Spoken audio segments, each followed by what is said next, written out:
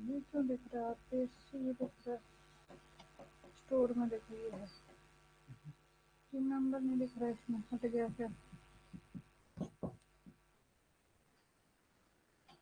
Hello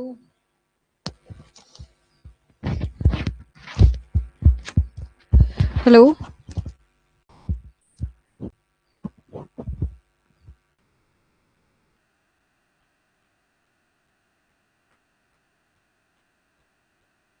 hello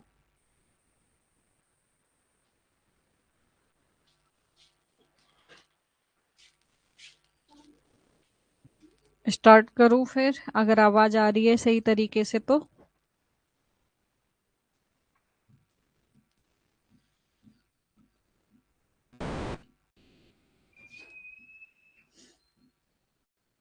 okay, ठीक है, मैं स्टार्ट कर रही हूँ।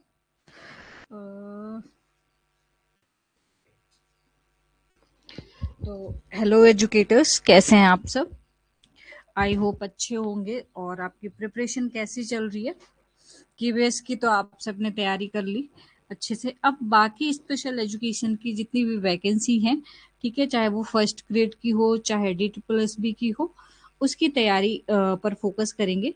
तो यदि आप KBS, DSSSB, RPSC, special educator interview या स्पेशल एजुकेशन से जुड़े किसी भी एग्जाम की तैयारी कर रहे हैं, तो आपके लिए एक खुशखबरी है। अब हमारी क्लासेस जो हैं, handwritten notes, PDF, MCQ और रिकॉर्डेड लेक्चर आपको स्पेशल एजुकेशन नीड्स ऐप पर भी उपलब्ध मिल जाएंगे। इसलिए वीडियो देखने के बाद ऐप को जरूर एक्सप्लोर कीजिए, क्योंकि वहां आपको स्ट्रक्चर्ड प्रिपरेशन मिलेगी। ठीक है, अब हम यहाँ पर बात करते हैं टॉपिक की, कि हमारा जो टॉपिक है, टॉपिक वैसे बेसिकली हमने बहुत सारी चीजें बेसिक करनी है। एक सेकेंड।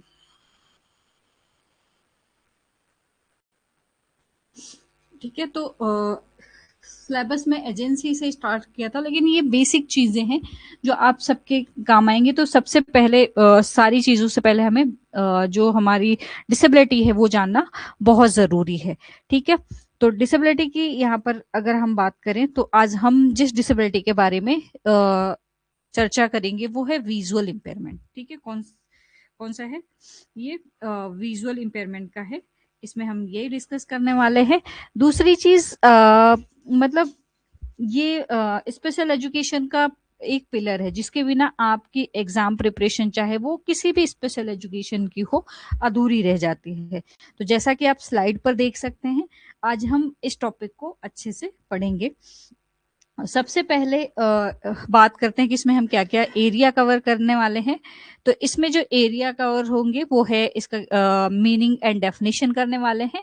उसके बाद कर्जेज एंड आइडेंटिफिकेशन और 12 टाइप्स ऑफ इम्पेयरमेंट करने वाले हैं। एजुकेशनल प्रोविजन ऑफ टूल्स के बारे में बात करेंगे, यानी कि सबसे पहले बात करेंगे मीनिंग और डेफिनेशन की, यानी कि अर्थ और परिभाषा की, कि विजुअल इम्पेयरमेंट आखिर है क्या। ठीक है, उसके बाद कारण क्या है, पहचान कैसे करते हैं, कितने टाइप्स की है और उसका एजुकेशनल प्रभाव क्या है। तो चलिए आगे बढ़ते हैं, अपनी पहली स्लाइड देख लेते हैं। तो सबसे पहले यहाँ पर हम बात करें मीनिंग ऑफ विजुअल इम्पेयरमेंट की। ठीक है, मीनिंग ऑफ विजुअल इम्पेयरमेंट जो है वो है क्या आखिर। तो इसको डिस्कस करने से पहले हिंदी देख लेते हैं। विजुअल इम्पेयरमेंट का मतलब क्या होता है? दृष्टि बाधिता। ठीक है, दृष्टि बाधित यानी दृष्टि दोष। तो सबसे पहले इसका बेसिक मतलब समझते हैं। विजुअल इम्पेयरमेंट जो है, दृष्टि दोष होता है, उन बच्चों को संदर्भित करता है जिनके विजुअल ऑर्गन, आंखों में कमी या कोई परेशानी होती है। ठीक है, जिसका रिजल्ट क्या होता है, ये नॉर्मल विजन वाले बच्चों से अलग होते हैं और इन्हें स्पेशल एजुकेशन, विशेष शिक्षा की आवश्यकता होती है। ठीक है, तो अगर हम बेसिक मतलब समझें इसका, विजुअल इम्पेयरमेंट उन बच्चों के लिए यूज होता है जिनके विजुअल ऑर्गन्स, यानी कि आंखों में कोई परेशानी होती है या कमी होती है। अब इसके रिजल्ट का नतीजा क्या होता है? सिंपल सी बात है कि ये बच्चा मतलब ये बच्चे नॉर्मल विजन वाले बच्चों से अलग होते हैं, इसीलिए इन्हें नॉर्मल क्लासरूम टीचिंग के अलावा स्पेशल एजुकेशन की भी जरूरत पड़ती है। क्लियर है इतनी चीजें? अब आते हैं सबसे क्रूशियल पार्ट पर। क्रूशियल पार्ट क्या है, इसका डेफिनेशन है, परिभाषाएं हैं। ठीक ठीक है। एग्जाम में अक्सर ऑप्शन में हम कंफ्यूज होते हैं, इसलिए इन्हें एक एक करके क्लियर करते हैं। तो सबसे पहले है विजुअल इम्पेयरमेंट ऑब्लिक ब्लाइंड। इसका मतलब क्या है, पूर्ण दृष्टि बाधित। यहाँ एक बहुत ही इम्पैक्टफुल लाइन लिखी है, ठीक है। यहाँ पर क्या लिखा है, vision can not be primary learning channel, मतलब बच्चा देखकर नहीं सीख सकता, उसे अन्य अन्य सेंसेस का उपयोग करना पड़ता है, ठीक है। इसे एक एग्जाम्पल से समझते हैं, जैसे तारे जमी पर मूवी में ईशान अवस्थी के लिए मतलब रेगुलर ब्लैक बोर्ड से पढ़ना रटना काम नहीं आ रहा था, तो उसे सीखने के लिए अलग सेंसरी मेथड की जरूरत थी। ठीक उसी तरीके से एक टोटल ब्लाइंडनेस वाले बच्चे के लिए देखना सीखने का प्राइमरी जरिया नहीं हो सकता है, ठीक है। उसे दुनिया को समझने के लिए उसके जो दूसरे सेंसेस हैं, जैसे ऑडियो है, टेक्टाइल है, ठीक है, इन सब चीजों का इस्तेमाल करना पड़ता है। दूसरा जो है, अब यहाँ पर दूसरी बात करें तो पार्शियली साइड, आंशिक दृष्टि। नाम से ही पता चलता है, पार्शियल यानी थोड़ा बहुत, ठीक है। नाम पार्शियल का मतलब क्या होता है, थोड़ा बहुत। इन बच्चों के पास सम यूजफुल विजन होता है। क्या होता है, सम यूजफुल विजन, यानी कुछ हद तक देख पाना। ये कुछ हद तक देख पाते हैं, लेकिन इन्हें कलर्स और फिंगर्स बहुत धुंधले और ब्लर दिखाई देते हैं। कलर्स और फिंगर बहुत ब्लर दिखाई देते हैं। उसके अलावा अगर रियल लाइफ में इसे इमेजिन कीजिए कि जैसे किसी कैमरे का लेंस आउट ऑफ फोकस हो जाए, ठीक है, या फिर बारिश के मौसम में कार के शीशे पर बहुत सारा पानी हो और वाइपर काम ना कर रहा हो, तो बाहर की दुनिया आपको कैसी लगेगी, बिल्कुल धुंधली सी परछाई लगती है ना। तो इन बच्चों का जो विजन होता है, इन बच्चों का विजन कितना होता है, 20/70 से लेके 20/200 के बीच होता है, इस नैलन तक होता है, ठीक है। ये नंबर आप अपने नोट्स में जरूर हाईलाइट कर लीजिए। उसके बाद हम आते हैं नेक्स्ट पे। नेक्स्ट जो है लीगल डेफिनेशन, कानूनी परिभाषा की बात करें, एनी ऑफ द फॉलोइंग, यानी कि जो इसका लीगल डेफिनेशन है, गवर्नमेंट या कानून किसी को लीगली ब्लाइंड कब मानता है, तो इसके 3 क्राइटेरिया हैं। अब 3 क्राइटेरिया कौन कौन से होते हैं, तो सबसे पहला जो है, only only read the first E with both eyes, vision chart पर सिर्फ पहला अक्षर पढ़ पाना, ठीक है। अगर बच्चा डॉक्टर के विजन चार्ट, जो स्नेलन चार्ट होता है, उस पर दोनों आंखों से सिर्फ सबसे ऊपर वाला, मतलब सबसे बड़ा पहला अक्षर ई ही पढ़ पाए, ठीक है। दूसरे का मतलब क्या है, 20/200 विजन विथ ग्लासेस, यानी चश्मे के साथ भी। इसका मतलब क्या है, अगर चश्मा लगाने के बाद भी विजन जो है 20/200 ही रहे, मतलब जो चीज एक नॉर्मल इंसान 200 फीट दूर से साफ देख लेता है, वो ये जो बच्चे होते हैं 20 फीट पास आने पर इनको दिखाई देती हैं। और तीसरा सबसे इंटरेस्टिंग है, ट्यूनल विजन, ठीक है। यहाँ पर एक सेकेंड।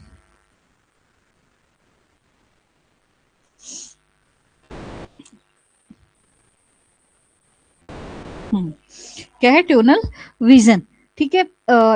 यानी कि आप टनल विजन भी बोल सकते हैं। इसमें बच्चे का विजन जो है 20 डिग्री से कम रह जाता है, ठीक है। टनल विजन का रियल लाइफ अगर हम इसे एग्जांपल के साथ समझे, तो एक चार्ट पेपर को गोल मोड़कर एक पाइप या टनल बना लीजिए, ठीक है। उसके आर पार देखिए, आपको सिर्फ सीधा मतलब एक छोटा सा हिस्सा दिखाई देगा, है ना। साइड का जो कुछ भी नहीं दिखेगा। बस टनल विजन में भी ऐसा ही होता है, सिर्फ सीधा दिखना, साइड का नहीं। टनल विजन समझ में आ गया, ठीक है। तो ये था आपका विजुअल इंपेयरमेंट का डेफिनेशन। आगे बढ़ते हैं और देख लेते हैं नेक्स्ट स्लाइड, ठीक है। नेक्स्ट स्लाइड जो है क्या है, कजेज एंड आइडेंटिफिकेशन। एक सेकेंड, क्या है, कजेज एंड आइडेंटिफिकेशन, कारण और पहचान। देखिए पहला जो है, अब यहाँ पर हम अगर कारण की बात करें, सबसे पहले हम कारण डिफाइन कर लेते हैं कि कारण क्या है, ठीक है। तो सबसे पहला जो कारण है, जेनेटिक होता है, ठीक है, यानी माता पिता से जीन्स का ट्रांसफर। यहाँ तक क्लियर है, माता पिता से जीन्स का ट्रांसफर। इसका मतलब क्या होता है, पहला है जेनेटिक। कई बार ये प्रॉब्लम जो है बच्चों को उनके माता पिता से जीन्स के थ्रू जन्म से ही मिल जाती है। दूसरा है पेरेंटल केयर। ठीक है, दूसरा क्या है, एक सेकंड रुकना।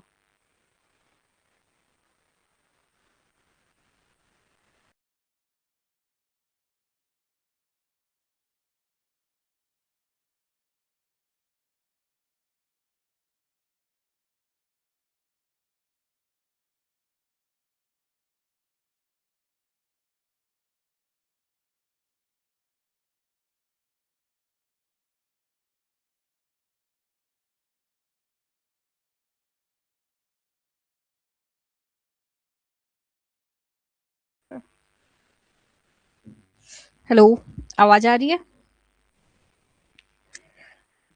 तो पहला फैक्टर समझ में आ गया कि पहला फैक्टर क्या है, माता पिता से जो जीन्स में मिलता है, जीन्स के थ्रू ट्रांसफर होता है। और दूसरा है प्रीनेटल केयर। ठीक है, प्रीनेटल केयर यानी कि प्रेग्नेंट मदर की लापरवाही। ठीक है, प्रीनेटल केयर का मतलब क्या है, अगर मतलब ड्यूरिंग प्रेगनेंसी अगर मदर लापरवाही बरतती है तो भी प्रॉब्लम हो सकती है। यानी गर्भावस्था के दौरान देखभाल, अगर एक प्रेग्नेंट मदर की डाइट सही नहीं है या उन्हें कोई सीरियस इन्फेक्शन हो जाए तो बच्चे के विजुअल डेवलपमेंट पर इसका सीधा असर पड़ सकता है। और तीसरा कारण जो है मेडिकल आई इन्फेक्शन। ठीक है, बीमारियां, फेटल डिजीज। जैसे आंखों में कोई सीवियर इन्फेक्शन, आई इन्फेक्शन हो जाना या कोई घातक बीमारी, फेटल डिजीज हो जाना। ठीक है, जो ऑप्टिक नर्व को डैमेज कर दे। चौथा है इन्वायरमेंट, मिसहैप, इंसिडेंट या स्टार्वेशन, मल न्यूट्रिशन यानी कि कुपोषण, ये है इन्वायरमेंट का। ठीक है, तो इसको समझ लेते हैं। इसमें आते हैं कोई दुर्घटना या चोट लगना, और इसी में एक बहुत बड़ा फैक्टर है स्टार्वेशन या मल न्यूट्रिशन। आपको याद होगा एग्जाम में अक्सर पूछा जाता है विटामिन ए की कमी से रतौंधी होती है, ये उसी का एक एग्जाम्पल है। ठीक है, और नेक्स्ट जो है लाइफ स्टाइल। लाइफ स्टाइल जो है इसकी अगर हम बात करें यहाँ पर बहुत ही कॉमन कारण है हमारी लाइफ स्टाइल। ठीक है, एक रियल लाइफ एग्जांपल लेते हैं। आजकल बच्चे रजाई के अंदर अंधेरे में घंटों मोबाइल चलाते हैं ना, या गलत पोस्चर में लेट पड़ते हैं। ये इम्प्रॉपर लाइट और खराब पोस्चर आंखों को बुरी तरीके से डैमेज करते हैं। ठीक है, तो लाइफ स्टाइल अगर हेल्दी नहीं है तो भी इसका असर पड़ता है। अब आते हैं स्लाइड के सबसे जरूरी हिस्से पर, वो क्या है, आइडेंटिफिकेशन। ठीक है,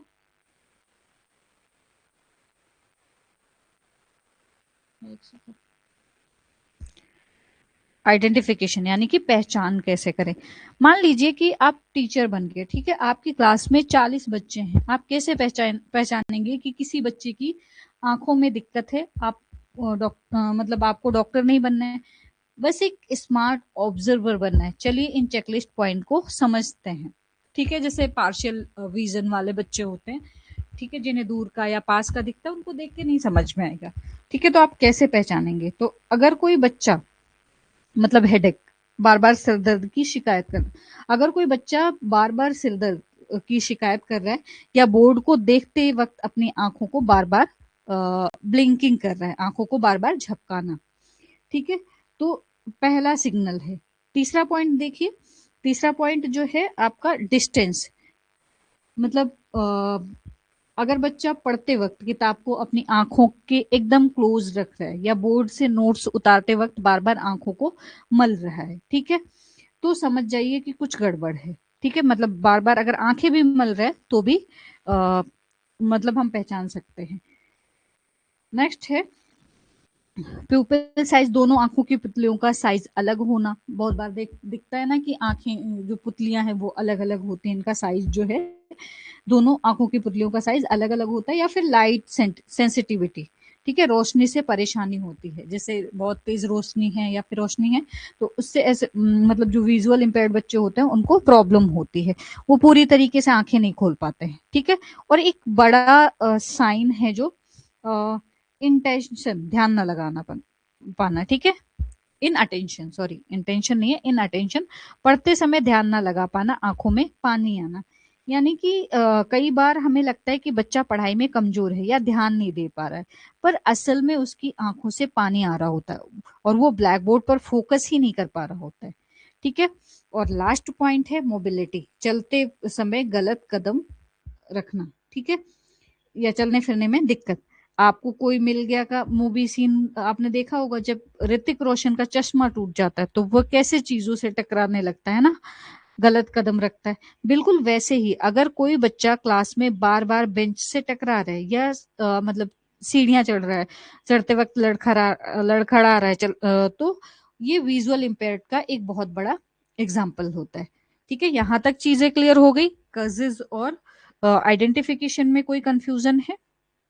अगर कंफ्यूजन है तो आप मुझे बता सकते हैं। ठीक है, नहीं है तो अच्छी बात है। आगे बढ़ते हैं और देख लेते हैं नेक्स्ट स्लाइड। तो मीनिंग समझ में आ गई, उसके अलावा कर्जेस भी समझ में आ गए होंगे आपको, आइडेंटिफिकेशन समझ में आ गया होगा कि कैसे हम आइडेंटिफाई कर सकते हैं। एक सेकेंड। ठीक है, नेक्स्ट स्लाइड पर है आपका,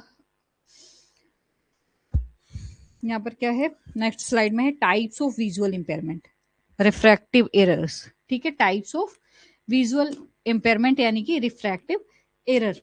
सिंपल इसको अगर हम सिंपल भाषा में समझे तो जब हमारी आंखें लाइट को सही जगह फोकस नहीं कर पाती हैं और हमें धुंधला दिखने लगता है, तो उसे क्या बोलते हैं, रिफ्रैक्टिव एरर बोलते हैं। ठीक है, उसको क्या बोलते हैं, रिफ्रैक्टिव एरर बोलते हैं। एक बार फिर से रिपीट कर रही हूँ, रिफ्रैक्टिव एरर का मतलब क्या है कि जब हमारी आंखें लाइट को सही जगह फोकस नहीं कर पाती और हमें धुंधला दिखने लगता है तो उसे रिफ्रैक्टिव एरर कहते हैं। क्लियर है यहाँ तक? ठीक है, अब स्लाइड में सबसे कॉमन टाइप्स दिए गए, चलिए इन्हें एक एक करके डिकोड करते हैं। तो सबसे पहला जो टाइप है वो क्या है, हाइपरोपिया। ठीक है, फॉर साइडनेस। दूसरा है मायोपिया, नियर साइडनेस। और तीसरा है, एक सेकंड, तीसरा है एस्टिग्मेटिज्म। ठीक है, तीसरा क्या है, एस्टिग्मेटिज्म। तो चलिए एक एक करके इनको डिकोड कर लेते हैं, मतलब समझ लेते हैं। तो सबसे पहले हम बात करते हैं हाइपरोपिया की। ठीक है, फार साइड। अब ये मतलब इसमें बहुत बार क्या होता है, स्टूडेंट अक्सर नाम पढ़कर गलती कर देते हैं, उन्हें लगता है कि दूर दृष्टि दोष मतलब दूर का ना दिखना, नहीं, बिल्कुल उल्टा होता है। ठीक है, तो इसमें इंसान को दूर का तो बिल्कुल साफ दिखता है, इसमें क्या होता है, दूर का तो बिल्कुल क्लियर दिखता है और दूर का क्लियर दिखता है, लेकिन नियर का जो है, पास का धुंधला दिखता है।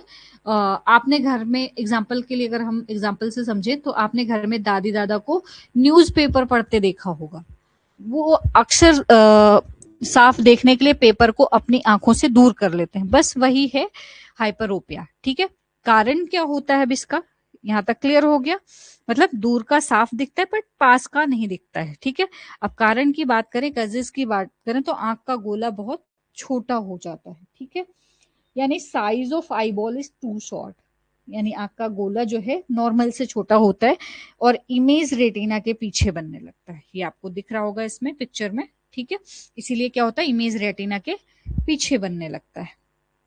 क्लियर है? दूसरा हम आ जाते हैं, दूसरा जो टाइप है मायोपिया, नियर साइडनेस।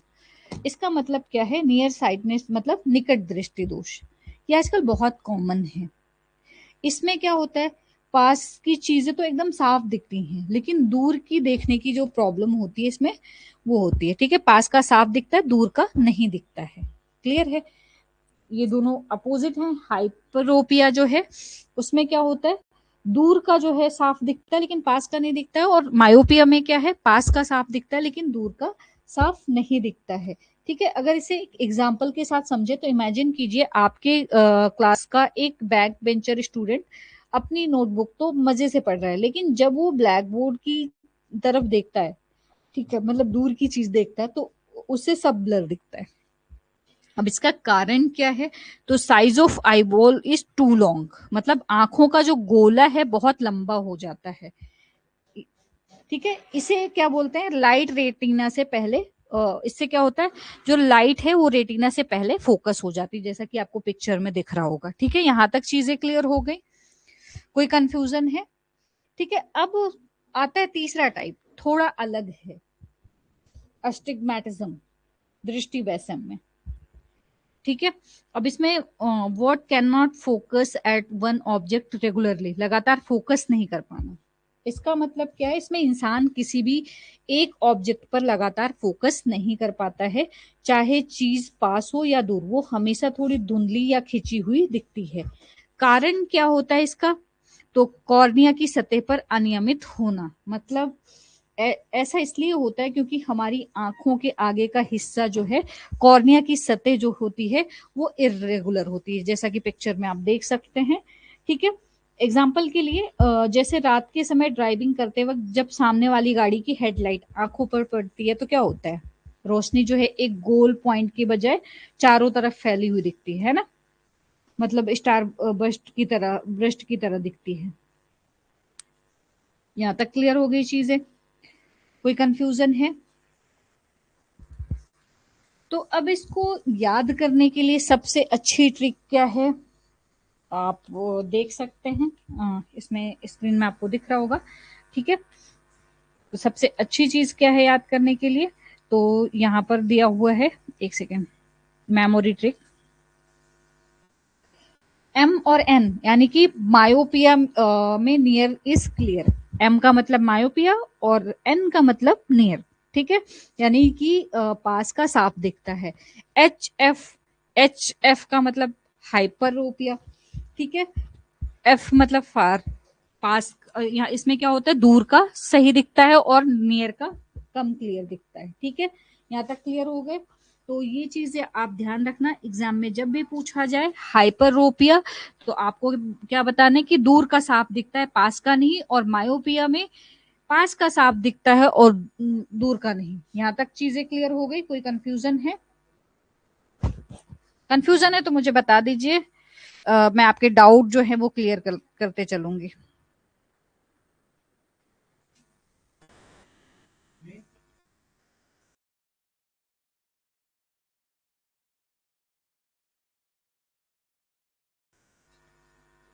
ठीक है, तो यहाँ तक अगर कोई डाउट है, ये टाइप्स ऑफ विजुअल इंपेयरमेंट आपको समझ में आ गया तो बता दीजिए, नहीं आया तो भी बता सकते हैं। रिफ्रैक्टिव एरर आपको समझ में आ गया?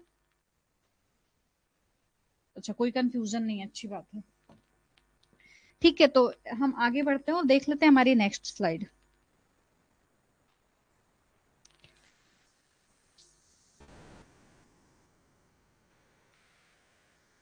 नेक्स्ट स्लाइड जो है ये क्या कह रही है, टाइप्स ऑफ विजुअल इंपेयरमेंट। ठीक है, types of visual impairment, retinal and systematic issues. ठीक है, रेटिनल एंड सिस्टमैटिक इशूज, इसका मतलब क्या है, सबसे पहले हमने रिफ्रैक्टिव एरर समझे थे ना, अब हम बात करेंगे रेटिनल एंड सिस्टमैटिक इशूज की।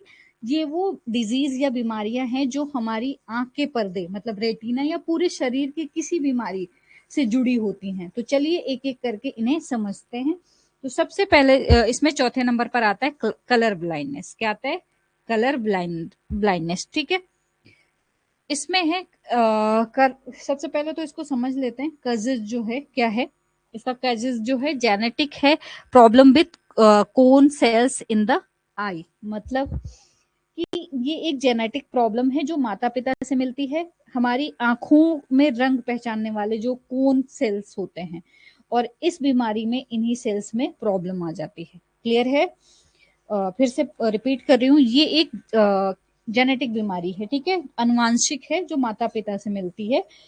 हमारी आंखों में रंग पहचानने वाले कोन सेल्स जो होते हैं, और इस बीमारी में इन्हीं सेल्स में क्या होता है, प्रॉब्लम आ जाती है। इफेक्ट क्या होता है इसका, तो decrease ability to differentiate between colour, मतलब रंगों में अंतर पहचानने में मुश्किल हो जाती है। मतलब इसका असर ये होता है कि बच्चा रंगों में अंतर नहीं पहचान पाता है। इसे एग्जाम्पल के साथ समझे तो इमेजिन कीजिए कि एक ट्रैफिक सिग्नल, ठीक है, एक कलर ब्लाइंड इंसान को लाल और हरा रंग एक जैसा स्लेटी या धुंधला लग सकता है। लेकिन उसके लिए दुनिया वैसी कलरफुल नहीं होती जैसे हमें दिखती है। नेक्स्ट हम आ जाते हैं पांचवा टाइप जो है retinopathy and pre maturity, ROP। ठीक है, रेटिनोपैथी एंड प्री मेच्योरिटी।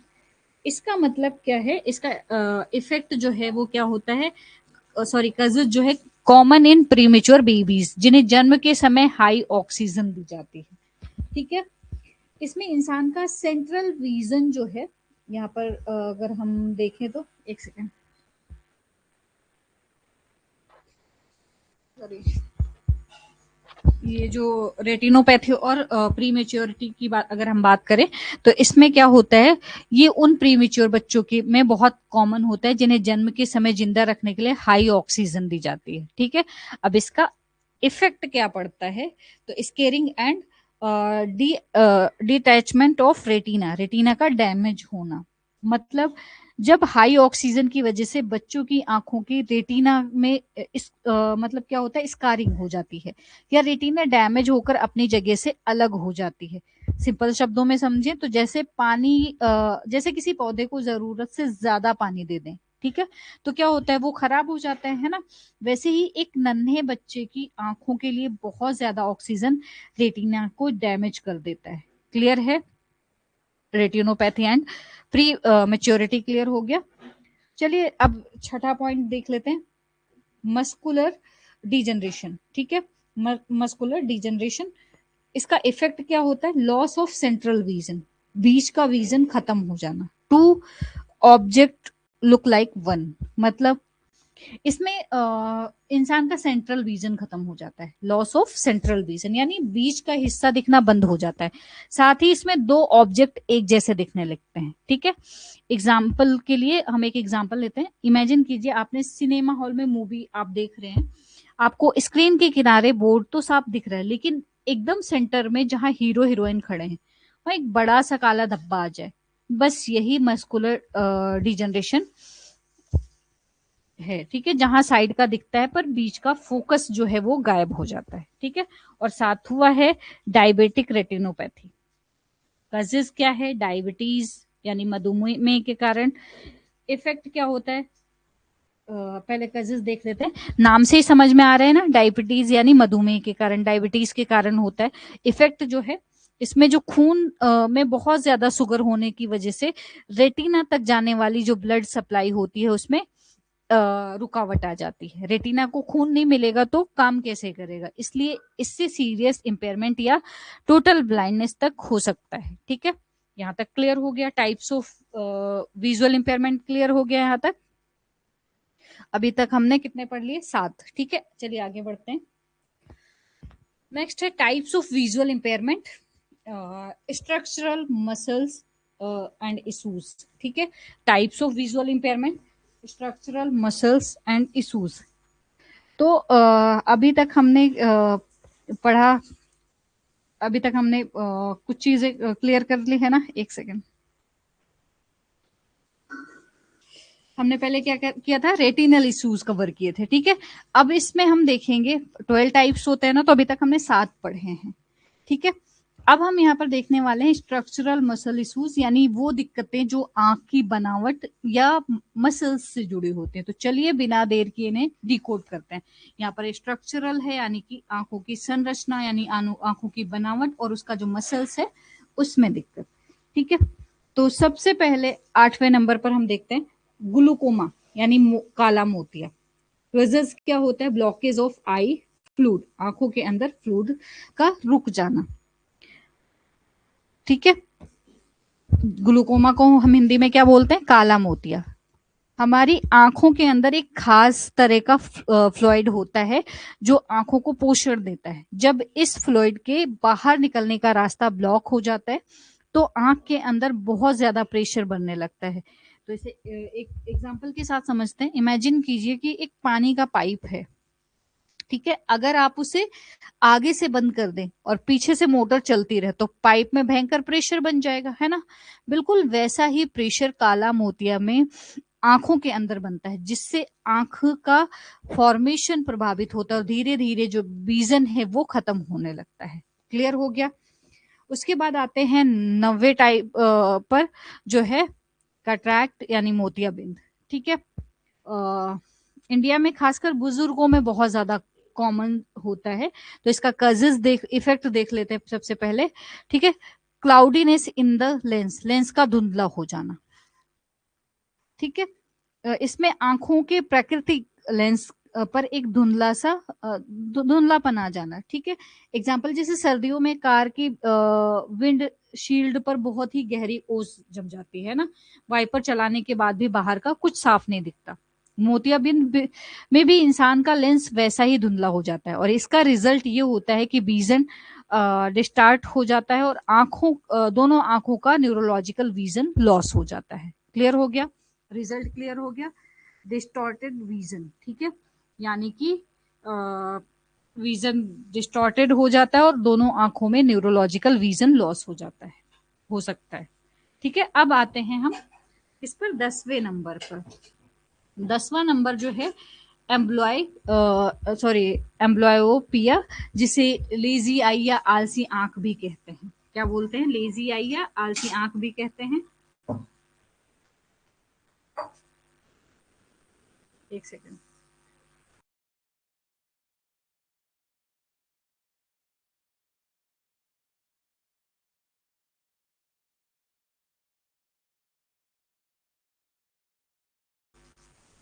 ठीक है, तो इसको और क्या बोलते हैं? लेजी आंख या आलसी आंख भी बोलते हैं। एक सेकंड। अब इसका कारण क्या होता है, तो इसका कजेस देख लेते हैं। One eye vision loss due to muscles imbalance, मतलब ये प्रॉब्लम मसल्स के इम्बैलेंस की वजह से होती है, जिसमें एक आंख का विजन लॉस होता है। अब इसका इफेक्ट क्या है, तो इसका इफेक्ट है child see two image of one object, मतलब एक चीज की दो तस्वीरें दिखना। इसका मतलब क्या है? इसका सबसे बड़ा लक्षण यह है कि बच्चे को एक ही चीज की दो दो तस्वीरें दिखती हैं। सोच कर देखिए, आप कभी 3D मूवी देखने गए हैं? अगर आप 3D चश्मा उतार दें तो स्क्रीन पर हर इंसान और ऑब्जेक्ट क्या होता है? डबल डबल और धुंधला दिखने लगता है। बस इसी को क्या बोलते हैं? लेजी आई या आलसी आंख। यहाँ तक क्लियर हो गई चीजें? कोई कंफ्यूजन नहीं आता? चलिए आगे बढ़ते हैं और नेक्स्ट पॉइंट देख लेते हैं।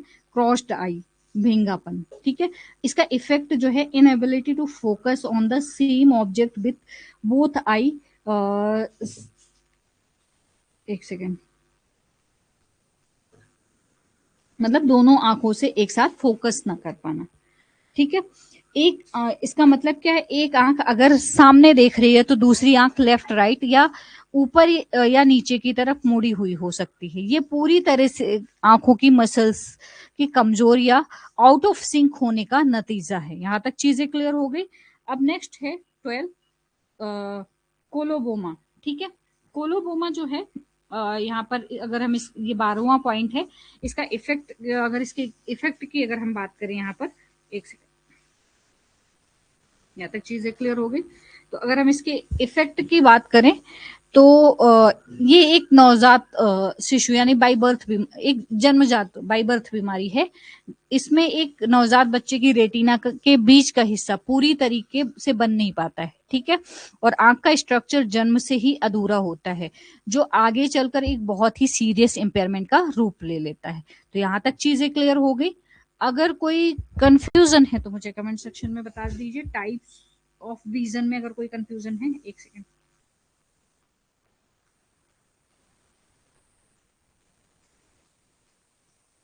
टाइप ऑफ विजन में कोई कंफ्यूजन है? आवाज तो क्लियर आ रही है ना? ओके ठीक है, चलिए आगे बढ़ते हैं।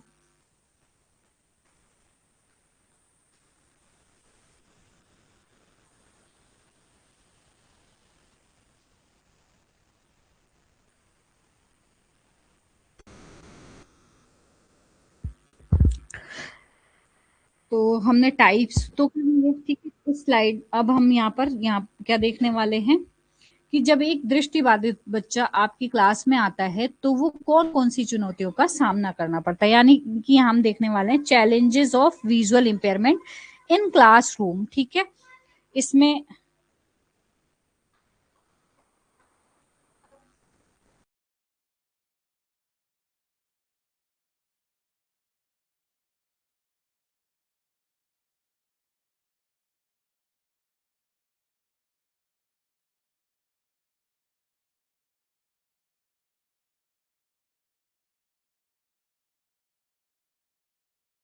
हाँ ठीक है। तो अभी हम क्या देखने वाले, challenges of visual impairment in classroom. अब इसमें दो चैलेंज हैं, ठीक है। जो चैलेंजेस हैं उनको दो हिस्सों में बांटा गया है। लेफ्ट साइड में आपको दिख रहा होगा एकेडमिक एंड लर्निंग, ठीक है, एकेडमिक एंड लर्निंग डिफिकल्टीज यानी कि शैक्षिक चुनौतियां, और दूसरी साइड है सोशल डिफिकल्टीज यानी कि सामाजिक चुनौतियां, ठीक है। तो सबसे पहले बात करते हैं पढ़ाई से जुड़ी चुनौतियों की। पहला पॉइंट जो है इसमें इंफॉर्मेशन गैप, ठीक है। इंफॉर्मेशन गैप जो है विजुअली इंफॉर्मेशन ग्रहण करने में कम अवसर, ठीक है। इसका मतलब क्या है, इसे अगर हम सिंपल शब्दों में समझे तो एक नॉर्मल क्लासरूम में 80% पढ़ाई देखकर होती है ना। इन बच्चों को विजुअल इंफॉर्मेशन ग्रहण करने में अक्सर बहुत कम मतलब उसका अवसर जो है वो बहुत कम मिलता है। इसे एक एग्जाम्पल के साथ समझे तो मान लीजिए कि आप क्लास में ज्योग्राफी पढ़ा रहे हैं और आपने बोर्ड पर एक मैप टांग दिया या कोई आर्ट की पेंटिंग दिखा रहे हो आप, ठीक है। जो बच्चे देख सकते हैं वो तुरंत समझ जाएंगे, लेकिन विजुअली इम्पेयर्ड बच्चे के लिए वहां एक इंफॉर्मेशन गैप आ जाएगा क्योंकि वो देख नहीं पा रहा है ना। तो ये क्लियर हो गया, ठीक है। यानी कि वो स्लो पेस होता है, बहुत धीमे पढ़ते हैं जिससे क्लास के पीछे छूट जाते हैं। क्लियर है। नॉर्मल क्लासरूम की मांगों को पूरा करने में कठिनाई होती है, तो इनके लिए स्पेशल क्लासरूम चाहिए होती है ना। लेकिन अगर स्पेशल क्लासरूम में होंगे तो क्या होगा, इनका जो सोशलाइजेशन होगा वो अफेक्ट होगा ना। तो दूसरा देख लेते हैं हम, सोशल डिफिकल्टीज यानी कि सामाजिक चुनौतियां। तो इसमें सबसे जो पहला पॉइंट है, एक सेकेंड,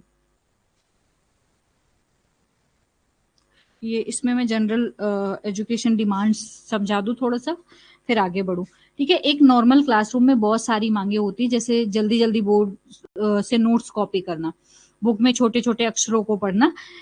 इन डेली डिमांड्स को पूरा करने में इन बच्चों को बहुत कठिनाई का सामना करना पड़ता है, ठीक है। अब हम चलते हैं सोशल डिफिकल्टी की तरफ, जिसमें पढ़ाई के अलावा इन बच्चों को सोसाइटी और दोस्तों के बीच क्या क्या दिक्कतें आती हैं वो हम किस में देखेंगे, सोशल डिफिकल्टी में, ठीक है। तो इसमें सबसे पहला जो पॉइंट है नॉन वर्बल क्यूज, ठीक है, दूसरों के इशारों और चेहरों के भावों को नहीं समझ पाना। इसका मतलब क्या होता है कि देखिए हम अपनी 70% बातें बिना बोले सिर्फ फेशियल एक्सप्रेशन और इशारों से कह देते हैं ना। मूवी का एग्जांपल ले सकते हैं, जैसे सुपर 30 में जब ऋतिक रोशन अपने स्टूडेंट को बिना कुछ बोले सिर्फ आंखों से मोटिवेट करते हैं या गुस्सा दिखाते हैं तो बच्चे समझ जाते हैं ना कि एक विजुअल इम्पेयर, समझ जाते हैं। लेकिन जब एक विजुअल इम्पेयर्ड बच्चा होता है, आपके चेहरे की स्माइल, गुस्से वाला लुक या दोस्तों के इशारों को नहीं देख पाता, तो वो इन नॉन वर्बल हिंट्स को कैच नहीं कर पाता, जिससे कई बार कम्युनिकेशन उसका अधूरा रह जाता है ना। नेक्स्ट जो है डिस्टेंस जजिंग, दूरी का सही अंदाजा नहीं लगा पाना। एग्जाम्पल जो है इसमें बातचीत करते समय दूसरों के बहुत करीब खड़े हो जाना। इसका मतलब क्या है, क्योंकि उन्हें साफ दिखाई नहीं देता इसलिए उन्हें ये समझ नहीं आता कि सामने वाला व्यक्ति कितनी दूरी पर खड़ा है। एग्जाम्पल के साथ समझे तो बातचीत करते समय ये बच्चे अक्सर दूसरों के बहुत करीब जाकर खड़े हो जाते हैं ना, क्योंकि उन्हें पर्सनल स्पेस या दूरी का अंदाजा नहीं होता है। कई बार दूसरे बच्चे इन्हें गलत समझ लेते हैं और इनसे दूर भागने लगते हैं, जिससे ये बच्चे जो है सोशली आइसोलेट हो जाते हैं। यहाँ तक चीजें क्लियर हो गई, चैलेंजेस क्लियर हो गया, कोई कंफ्यूजन है?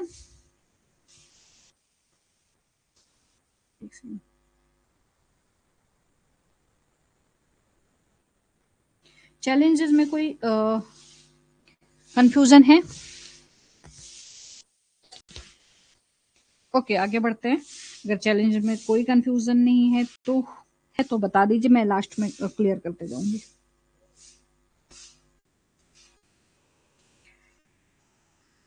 चलिए अब आगे हैं मोस्ट इम्पॉर्टेंट पॉइंट पर, जो आपके लिए बहुत ज्यादा जरूरी है, ठीक है।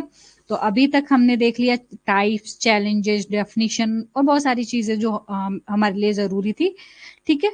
लेकिन अब सवाल ये है कि एक सिस्टम और एक टीचर के रूप में, एज ए स्पेशल एजुकेटर के रूप में उसके लिए क्या प्रोविजन कर सकते हैं हम, ठीक है। तो यहाँ पर हम क्या देखने वाले हैं, एजुकेशनल प्रोविजन यानी कि शैक्षिक प्रावधान जो बहुत जरूरी है, ठीक है। स्लाइड पर यहाँ पर आप दो बहुत ही ज्यादा क्रूशियल डिसीजन देख रहे होंगे, पहला जो है ए और दूसरा जो है बी, ठीक है। तो चलिए एक एक करके देख लेते हैं। सबसे पहला जो है ए, कि बच्चे को डिसीजन कंसर्निंग प्लेसमेंट, कहाँ पढ़ाएं, यानी कि बच्चे को कहाँ से पढ़ाना स्टार्ट करें, कहाँ से पढ़ाएं। दूसरा जो बी है, बच्चे को क्यों क्या पढ़ाया जाए, इसमें क्या डिसीजन कंसर्निंग कैरिकुलम, क्या पढ़ाया जाए। ठीक है, तो सबसे पहला डिसीजन जो है प्लेसमेंट, यानी कि कहाँ पढ़ाया जाए, वो देख लेते हैं। तो सामान्य कक्षा, इसमें ऑप्शन बेस्ड और नीड, मतलब जरूरत के अनुसार, एज पर चाइल्ड नीड। ठीक है, सबसे ज्यादा ध्यान रखने की जरूरत आपको क्या है, हमें क्या ध्यान रखना है कि बच्चे की आवश्यकता क्या है। तो सबसे पहला जो है इसमें, सॉरी, इसमें जो सबसे पहला है वो क्या है, रेगुलर क्लास। ये सीढ़ियां स्टेप दिख रही हैं आप सभी को, इसको एक एक करके डिफाइन करेंगे। तो सबसे पहला जो है रेगुलर क्लासरूम, यानी कि सामान्य कक्षा। यहाँ पर जो सामान्य कक्षा है, रेगुलर क्लासरूम है, इंक्लूसिव एजुकेशन का नियम कहता है कि अगर बच्चे की दृष्टि बाधा या विजुअल इंपेयरमेंट है बच्चे को बहुत कम है, तो उसे बाकी नॉर्मल बच्चों के साथ ही रेगुलर क्लास में पढ़ाया जाए। ताकि क्यों पढ़ाया जाए, ताकि वो मेन स्ट्रीमिंग से नहीं हटे। ठीक है, वो सोसाइटी के साथ जुड़ा रहे। अब इसे एक एग्जाम्पल के साथ समझते हैं। जैसे किसी गांव में कोई स्पेशल एजुकेटर हफ्ते में एक बार विजिट करने आता है ना, वैसे ही ये एक ट्रैवलिंग टीचर होता है। बच्चा अपनी रेगुलर क्लास में ही पढ़ता है, लेकिन ये स्पेशल एजुकेटर अलग अलग स्कूलों में घूमकर हर बच्चे को अपनी उसके रेगुलर टीचर्स को गाइडेंस देता है। ठीक है, सॉरी, ये दूसरा पॉइंट है। ठीक है, टीचर प्रोग्राम, भ्रमणशील शिक्षण, ये क्लियर हो गया। पहला पहला क्लियर हो गया कि मतलब रेगुलर क्लास में पढ़ाना चाहिए। अगर बच्चे की इम्पेयरमेंट कम है तो उसे रेगुलर क्लास में पढ़ाना चाहिए। दूसरा जो है भ्रमणशील शिक्षक का मतलब क्या होता है, कि अगर मतलब किसी में इम्पेयरमेंट है, बहुत जगह पहले ऐसे ही होता था कि मतलब स्कूल जो होती थी दूर दूर होती थी, स्पेशल एजुकेटर बहुत कम होते थे। तो वो क्या करते थे, मतलब हर स्कूल में मतलब जो आसपास की एरिया में होते थे, उसमें 1 घंटे के लिए अगर कोई बच्चा है तो 1 घंटे 2 घंटे के लिए जाते थे। ठीक है, तीसरा जो है रिसोर्स रूम प्रोग्राम, यानी कि संसाधन कक्ष। ठीक है, मान लीजिए कि बच्चे को ब्रेल सीखने के लिए कुछ एक्स्ट्रा मदद चाहिए, तो वो पूरे दिन अपनी रेगुलर क्लास में पढ़ेगा, लेकिन कुछ के मतलब दिन के कुछ घंटे वो स्कूल के ही एक स्पेशल कमरे में जाएगा, जब रिसोर्स, जिसे हम क्या बोलते हैं, रिसोर्स रूम कहते हैं। ठीक है, वहां मौजूद स्पेशल टीचर और स्पेशल जो डिवाइसेस होते हैं उनकी मदद से उसके जो डाउट्स होते हैं या उसका जो कॉन्सेप्ट होता है वो क्लियर होगा, और उसके बाद वापस अपनी क्लास में जाएगा। क्लियर हो गया। नेक्स्ट है फुल टाइम स्पेशल क्लास, विशेष शिक्षा, जिसे हम क्या बोलते हैं, स्पेशल एजुकेशन। ठीक है,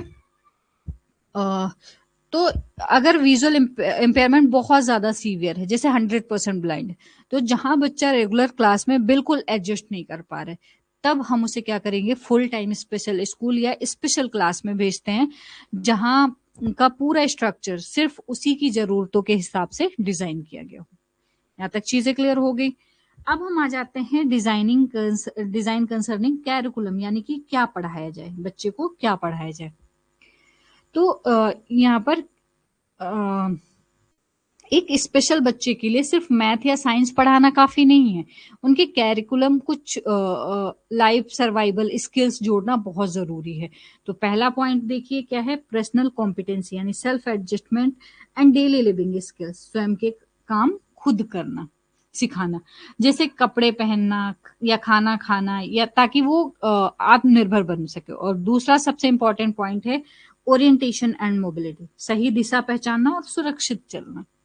इसका मतलब है सही दिशा पहचानना और बिना किसी से टकराए सुरक्षित चलना। एक वाइड केन का सही इस्तेमाल करना इसी का हिस्सा है। ठीक है, तीसरा जो है कम्युनिकेशन स्किल्स, यानी कि बातचीत के तरीके। ठीक है, और चौथा है ओकेशनल गाइडेंस, करियर डेवलपमेंट, भविष्य के लिए रोजगार। आखिरकार उन्हें भी बड़े होकर अपना करियर बनाना पड़ता है और पैसे कमाने हैं, है ना, तो ये भी बहुत जरूरी है। और उसके बाद है special aids and equipment. Special aids and equipments में आपको ब्लैक मूवी याद होगी, है ना, रानी मुखर्जी की, दुनिया एकदम अंधेरी थी, लेकिन जो असिस्टिव डिवाइसेस थी उसने क्या किया, उनकी दुनिया बदल दी। हमारी क्लास में भी हम talking books, tape, cassettes, recorder, थोड़े बड़े अक्षरों वाली किताबें, कंप्यूटर्स और सबसे जरूरी ब्रेल का यूज कर सकते हैं। ठीक है, तो यहाँ तक चीजें क्लियर हो गई, एजुकेशनल प्रावधान क्लियर हो गया। चलिए आगे बढ़ते हैं और देख लेते हैं हमारा नेक्स्ट टॉपिक। तो अभी तक हमने एजुकेशनल प्रोविजन पढ़ा, अब देख लेते हैं कि इम्प्लीमेंटेशन कैसे करते हैं और टेक्नोलॉजी और टूल्स क्या क्या होते हैं। तो इसमें इम्प्लीमेंटेशन और टेक्नोलॉजी और टूल को समझ लेते हैं। तो देखिए,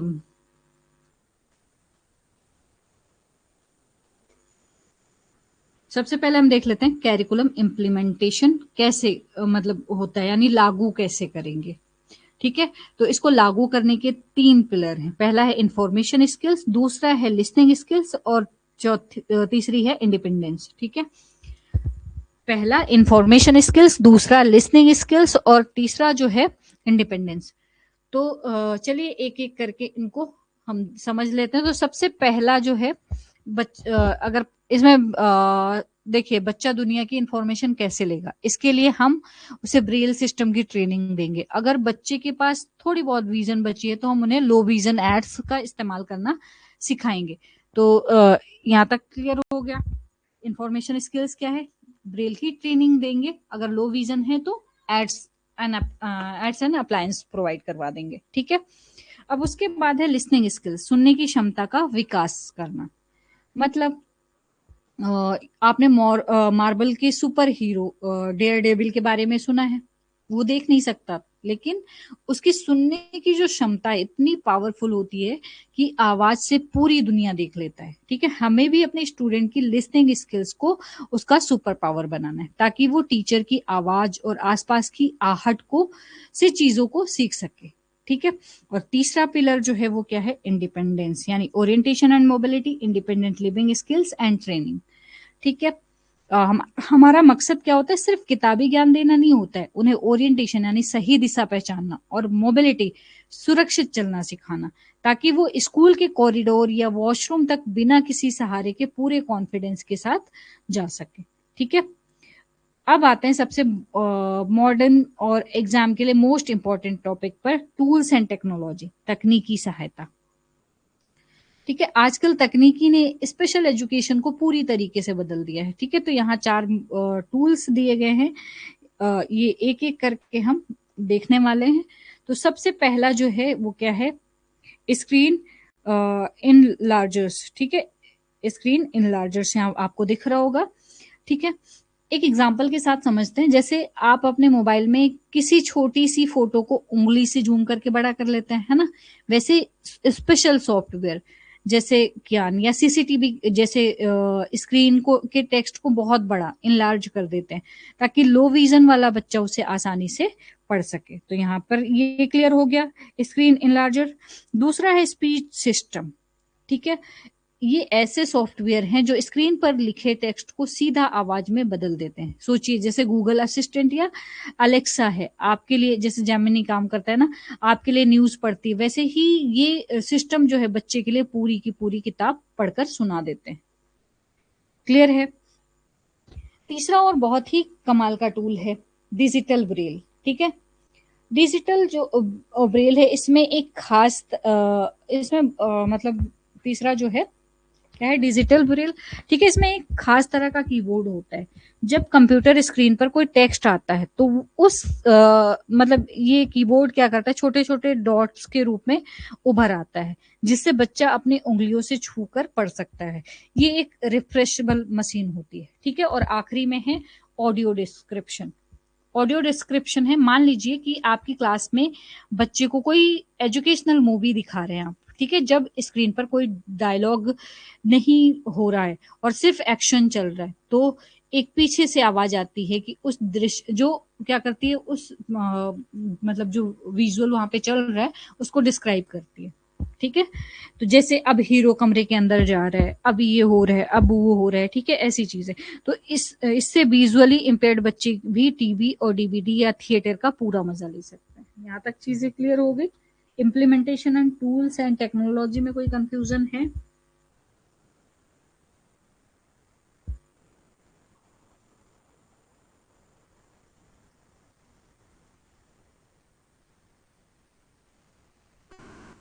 ओके, आगे बढ़ते हैं।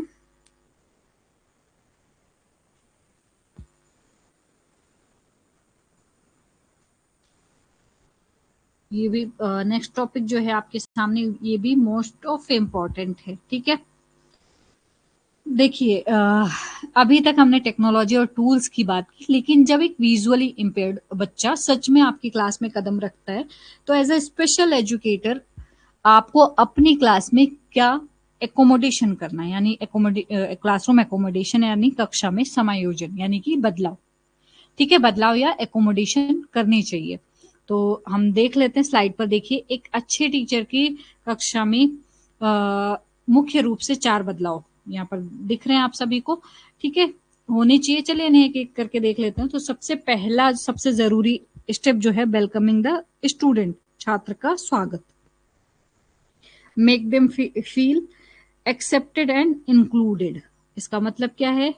सकारात्मक और सहायक माहौल बनाना। इसका मतलब क्या है? एक मतलब इसे एग्जाम्पल के साथ समझते हैं। आपने हिचकी मूवी देखी होगी, है ना? उसमें रानी मुखर्जी कैसे उन बच्चों को अपनाती है जिन्हें पूरा स्कूल रिजेक्ट कर चुका होता है। बिल्कुल सही। उसी तरीके से जब कोई स्पेशल बच्चा क्लास में आए, तो बाकी बच्चों को समझाए कि वो उनके साथ कैसे बर्ताव करें। मतलब एक बड़ी सिस्टम या पीयर सिस्टम बोल सकते हैं, पीयर ट्यूटरिंग बनाए, जहां एक नॉर्मल बच्चा उस स्पेशल बच्चे का दोस्त और गाइड बने। इससे बच्चा इमोशनली सेफ फील करेगा, ठीक है। यहाँ तक चीजें क्लियर होगी। दूसरा है पॉइंट जो, वो क्या है? सेफ्टी, सुरक्षा, clear pathway, remove physical barrier. मतलब रास्ते में रुकावट ना हो ताकि बच्चा गिरे ना। मतलब जो रास्ते में रुकावट हो उन्हें हटा देनी चाहिए। एग्जाम्पल से समझते हैं। भारतीय स्कूलों में सबसे कॉमन क्या होता है? बच्चे के स्कूल बैग्स, पानी की बोतल, जो अक्सर डेस्क के बाहर रास्ते में रखे होते हैं ना, एक विजुअली इम्पेयर्ड बच्चे के लिए बहुत बड़ा खतरा होती है। इन उनका पैर बैग में मतलब उलझ सकता है और वो गिर सकते हैं। एक स्पेशल एजुकेटर के तौर पर आपको ये पक्का करना चाहिए कि चलने का रास्ता एकदम क्लियर, और अलमारियां, मतलब अलमारी ना हो, दरवाजे खुले ना हो, ठीक है। इस तरीके से चीजें मतलब अगर दरवाजे खुले हो, ठीक है, क्लियर है। तीसरा बदलाव जो है वो क्या है? सेटिंग अरेंजमेंट, बैठने की व्यवस्था, ठीक है। Seat them near the board और इन गुड लाइट। इसका मतलब क्या है कि उन्हें मतलब अगर कोई बच्चा पार्शियल साइट है, ठीक है, आंशिक दृष्टि है किसी बच्चे की, तो उसे हमेशा कहाँ पर बिठाएं? आगे की सीट पर बिठाएं। और हाँ, गुड लाइटिंग का भी ध्यान रखना जरूरी है, ठीक है। मान लीजिए आपकी क्लास में एक खिड़की है जहां से बहुत तेज धूप सीधे ब्लैक बोर्ड पर आ रही है, तो उस चमक की वजह से बच्चे को कुछ नहीं दिखेगा। आपको क्या करना पड़ेगा? पर्दे लगाकर उस रोशनी को एडजस्ट करना होगा। नेक्स्ट है असाइनमेंट एंड एग्जामिनेशन, ठीक है। Provide extra time, large print paper और स्क्राइब राइटर। इसका मतलब क्या है? जब एग्जाम का टाइम आता है तो इन बच्चे को नॉर्मल बच्चों के मुकाबले एक्स्ट्रा टाइम दिया जाना चाहिए, क्योंकि ब्रेल या बड़े अक्षरों को पढ़ने में टाइम लगता है ना। इसके अलावा सबसे बड़ी सुविधा होनी चाहिए स्क्राइब या राइटर की। एग्जाम्पल के लिए आपने 10वीं या 12वीं के एग्जाम में देखा होगा कि विजुअली इम्पेयर्ड बच्चे के साथ एक जूनियर क्लास का बच्चा बैठता है ना। या फिर आपने बीएड किया होगा, आपकी क्लास में अगर कोई विजुअल इम्पेयरमेंट बच्चा है, तो उसके साथ में भी कोई ना कोई राइटर या स्क्राइब होता है, ठीक है। तो जो क्या करता है, स्पेशल बच्चा आंसर करता है, वो बोलता है, मतलब जो विजुअली इम्पेयर्ड बच्चा होता है वो बोलता है, और जो उसका राइटर या स्क्राइब होता है वो आंसर लिखता है। इसी को हम क्या बोलते हैं? राइटर या स्क्राइब बोलते हैं। तो यहाँ तक चीजें क्लियर हो गई? कोई कंफ्यूजन है? नहीं है तो अच्छी बात है। आगे बढ़ते हैं और देख लेते हैं next question. Sorry, next question है क्विक रिवीजन। वैसे मुझे लगता है कि दिक्कत नहीं होनी चाहिए अभी जो चीजें आपने पढ़ी है, फिर भी हम एक बार रिवाइज कर लेते हैं, ठीक है। कर ले रिवाइज। तो चलिए पहला इसमें की पॉइंट्स देख लेते हैं। सबसे पहला है लीगल ब्लाइंडनेस, ठीक है। लीगल ब्लाइंडनेस जो हमने पढ़ा था, कानूनी तौर पर ब्लाइंड किसे माना जाता है? तो याद रखिए, जब चश्मा लगाने के बाद भी विजन जो है 20/200, ठीक है, हो, या फिर इंसान का टनल विजन जो है, टनल विजन कितना हो? 20 डिग्री। मतलब टनल विजन जो है 20 डिग्री से कम हो जाए, याद है ना वो चार्ट पेपर वाला टनल एग्जाम्पल मैंने बताया था कि जैसे एक टनल बना लो चार्ट पेपर से या पेपर से बना लो तो आपको बस एक छोटा एरिया दिखेगा, है ना, वैसा। उसके बाद हम आ जाते हैं नेक्स्ट पॉइंट पर। दूसरा पॉइंट है Braille, the most essential communication tool for severe visual impairment.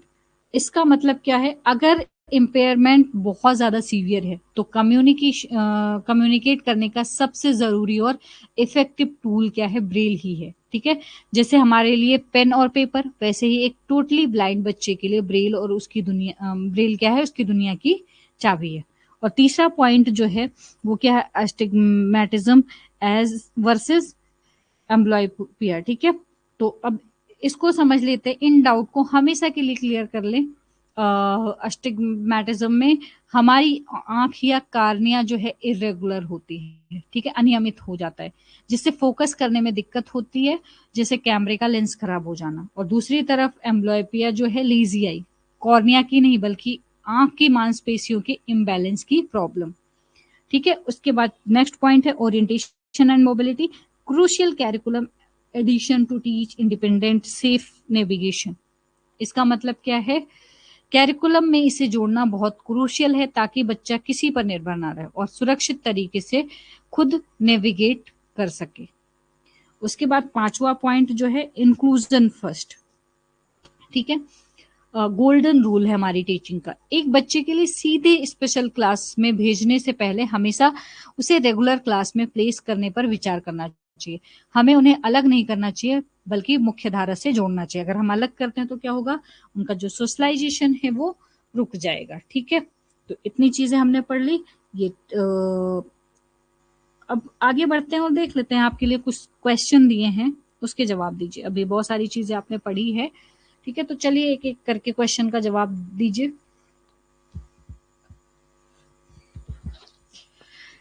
हाँ, तो एजुकेटर्स अब वक्त आ गया है आपके दिमाग की थोड़ी कसरत करने की, है ना। हमने थ्योरी तो पढ़ ली, हमने थ्योरी तो पढ़ ली है ना। अब बारी किसकी है, कॉन्सेप्ट को समझने की है। एक सेकेंड।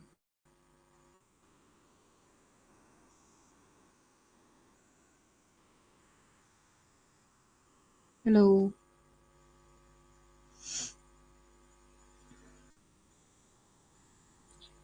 चलिए बताइए।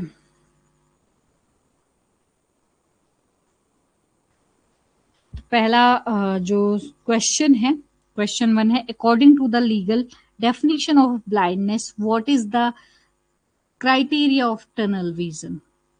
ठीक है, आपके पास हिंदी में भी बता देती हूँ, कानूनी परिभाषा के अनुसार टनल विजन का क्राइटेरिया क्या है। आपके ऑप्शन हैं, ए <50 डिग्री, बी है <20 डिग्री और सी है <90 डिग्री। ठीक है, सोचिए। चार्ट याद है आपको क्या, पेपर वाला एग्जाम्पल जो मैंने आपको दिया था अभी, हमने क्विक रिवीजन में भी देखा है। तो जी हाँ, इसका सही जवाब क्या है, <20 डिग्री। आपका गेस सही था, तो आपकी तैयारी बिल्कुल सही ट्रैक पर है। अब चलते हैं दूसरे सवाल पर। क्वेश्चन है, which visual impairment is caused by highly concentration of oxygen given to premature babies। Hindi में बता देती हूँ, प्रीमेच्योर बच्चों को ज्यादा ऑक्सीजन देने में कौन सा दृष्टि दोष होता है। आपके पास ऑप्शन है, ग्लूकोमा यानी कि काला मोतिया, दूसरा है रेटिनोपैथी और ऑफ प्रीमेच्योरिटी, और तीसरा है कटरैक्ट यानी कि मोतियाबिंद। ठीक है, hint, it is the name, नाम में हिंट है।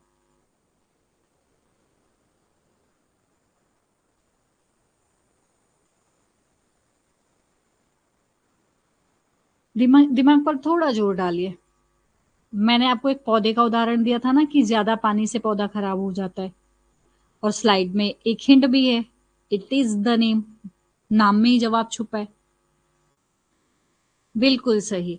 आपका सही जवाब क्या है, प्रीमेच्योर बेबी से जुड़ा है ना, तो ऑप्शन बी जो है इसमें प्रीमेच्योर है, यहाँ पर प्रीमेच्योर है, retinopathy of premature is the right answer. ठीक है, इसके अब नेक्स्ट जो क्वेश्चन है, आखिरी सवाल है, शॉर्ट आंसर सेल्फ टेस्ट आपको करना है, ठीक है।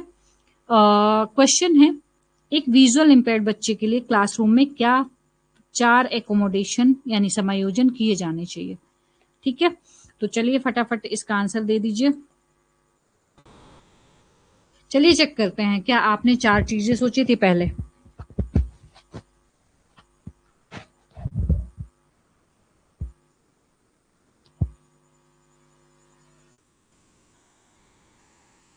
क्या आपने 4 चीजें सोची थी पहले? चलिए बताइए, फटाफट बताइए 4 चीजें क्या हो सकती हैं। एकोमोडेशन के लिए 4 चीजें क्या हो सकती हैं?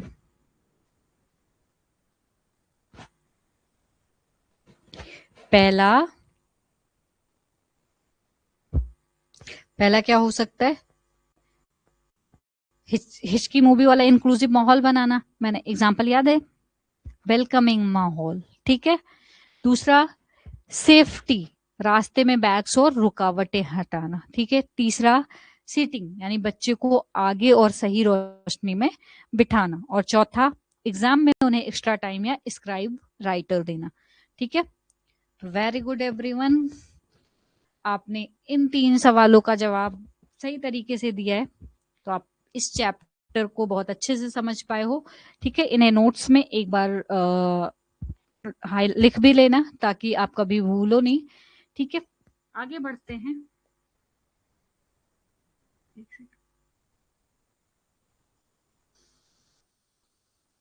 हम्म तो सबसे पहले आप सभी को मेरी तरफ से एक बहुत बड़ा थैंक यू, मुझे झेलने के लिए, मतलब चीजों को समझने के लिए। आप जिस फोकस और एनर्जी के साथ विजुअल इम्पेयरमेंट के इन 12 टाइप्स और सारे कॉन्सेप्ट को आपने समझा, वो सच में काबिले तारीफ है, ठीक है। और ये हमारा चैनल है स्पेशल एजुकेशन नीड्स, अगर इसको सब्सक्राइब नहीं किया है तो सब्सक्राइब कर लीजिए, ठीक है। और बहुत सारी चीजें आपको यहाँ पे भी मिल जाएंगी, और हमारा ऐप भी है, ठीक है, उसको एक्सप्लोर करना मत भूलिए, ठीक है। अभी जाइए और ऐप को एक्सप्लोर कीजिए, ठीक है। उसमें आपको बहुत सारी चीजें स्ट्रक्चर्ड मिलेंगी, क्लियर है? तो अभी तक जो चीजें पढ़ाई वो क्लियर है?